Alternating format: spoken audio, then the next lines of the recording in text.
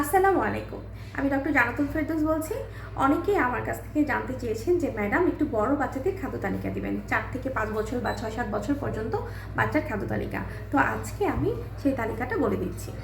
আপনারা সকাল 7টায় বাচ্চাকে খাওয়াতে পারেন পরোটা, আটার রুটি, পাউরুটি, যেটাই খাওয়ান সেটা হচ্ছে 2টা করে খাওয়াতে পারেন।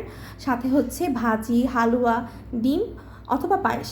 আবার সকাল 11টার দিকে আপনারা যে স্কুলের নাস্তায় দিতে পারেন যে কোনো একটা ফল, পাউরুটি অথবা ময়দা দিয়ে বা আটা দিয়ে 2টা রুটি, তারপরে হচ্ছে কলা অথবা ডিম অথবা স্যান্ডউইচ বানিয়েও দিতে পারেন, সাথে দিতে পারেন সালাদ। দুপুর 1টায় সেখানে দিবেন ভাত 1 থালা, মানে ছোটো বাচ্চাদের প্লেটে যতটুকু দেওয়া যায়, সবজি 1 কাপ, ডাল 3 থেকে 4 চামচ, মাংস 1 টুকরা, সাথে সালাদ।